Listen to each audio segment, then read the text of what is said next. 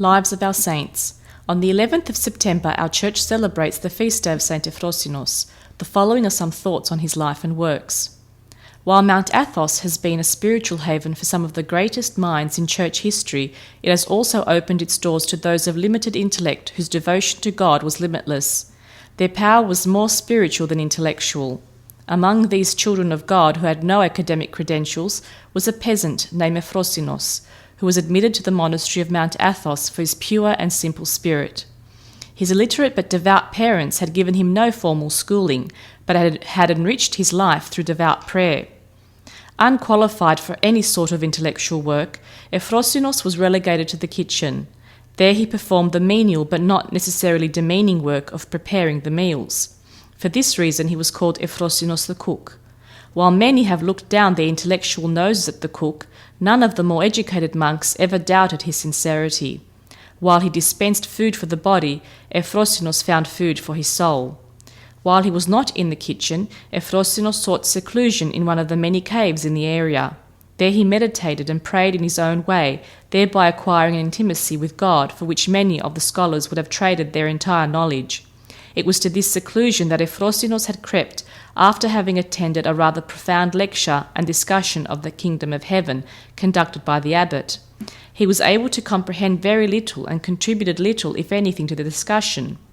Retiring in embarrassment and confusion, Euphrosynos crept to his place of seclusion to address God himself in his own simple terms.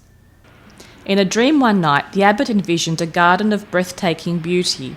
In the centre of it stood a lone figure which he discerned to be none other than Euphrosynos. Of the hundreds of monks of Mount Athos, only the lowly cook occupied the garden.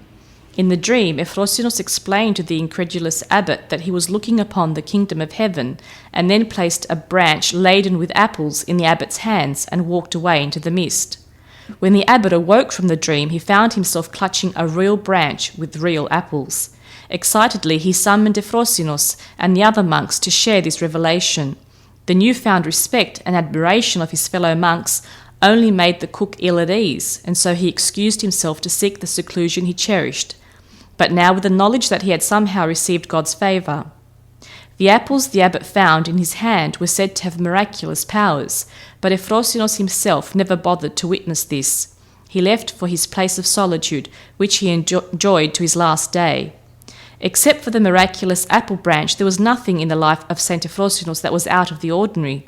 If he spent a lifetime acquiring a reputation as the world's greatest chef, catering not only to monks but to the hierarch and loyalty as well, he would today be as unknown as the many cooks who have looked to work in the kitchen to sustain the temporal life.